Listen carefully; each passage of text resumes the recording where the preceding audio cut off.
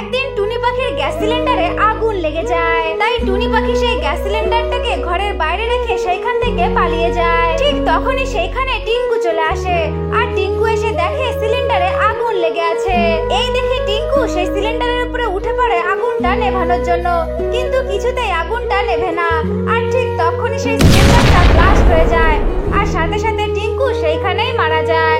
ডাইনি একটা বিড়াল পুষতো। ডাইনি দেখে তার বিড়ালের অনেক খিদে পেয়েছে, তাই ডাইনি বিড়ালটার জন্য কিছু খাবার আনতে বাইরে চলে যায়। তখন ওই বিড়ালটা বেশ কিছুক্ষণ অপেক্ষা করার পর সেই ডাইনিটাকে খোঁজার জন্য বাইরে চলে যায়। ডাইনির ওই বিড়ালটা ডাইনিকে খুঁজে না পেয়ে টুনির ঘরে ঢুকে পড়ে। আর টুনির ঘরের মধ্যে খাবার দেখে সবগুলো খাবার খেয়ে ফেলে। তখনই টিঙ্কু রান্নাঘরের থেকে আওয়াজ শুনে সেইখানে চলে আসে।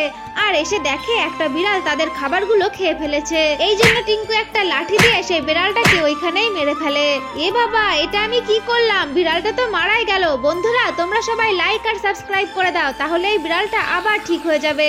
একদিন টুনি পাখি নিজের জন্য খুব সুন্দর একটা ঘর বানায়। টুনি পাখি ঘর বানানোর পরে একটা নদীতে চলে যায় স্নান করার জন্য। টুনি পাখির চলে যাওয়ার পর সেই রাস্তা দিয়েই একটা ভয়ানক ডাইনি হেঁটে যাচ্ছিল।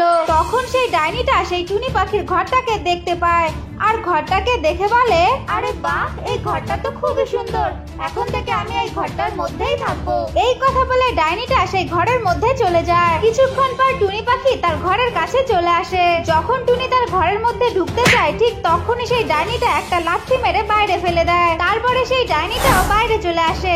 আর এসে টুনি পাখিকে বলে, আরে টুনি, এই ঘরে তুই তখনই থাকতে পারবি যখন সবাই আমাদের ভিডিওটাকে লাইক করবে আর চ্যানেলটাকে সাবস্ক্রাইব করবে। একদিন ডাইনির মেয়েটা তাদের ঘরের উঠানে খেলা করছিল। ঠিক তখনই একটা বিষধর সাপ এসে ডাইনির মেয়েটাকে কামড়ে দেয়।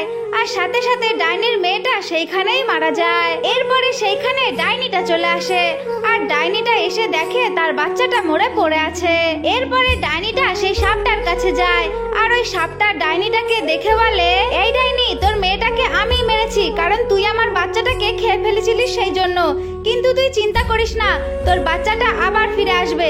কিন্তু তখনই যখন সবাই আমাদের ভিডিওটাকে লাইক করবে আর চ্যানেলটাকে সাবস্ক্রাইব করবে। একদিন ডাইনির ঘরে ভীষণ গরম ছিল।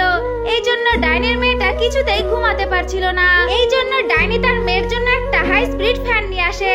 আর ওই ফ্যানটাকে খাটের উপরে রেখে সেইখান থেকে চলে যায়। সাথে সাথে ওই ফ্যানটা ভীষণ স্পিডে ঘুরতে থাকে।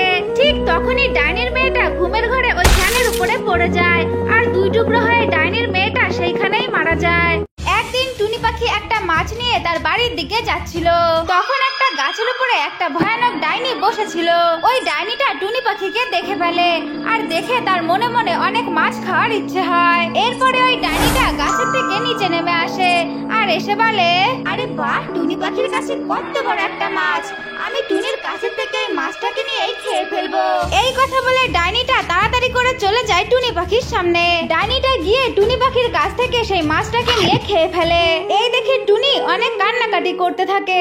তখনই ওই ডাইনিটা তার জাদুর শক্তি দিয়ে টুনি পাখিকে অনেকগুলো সোনা দানা দিয়ে দেয়।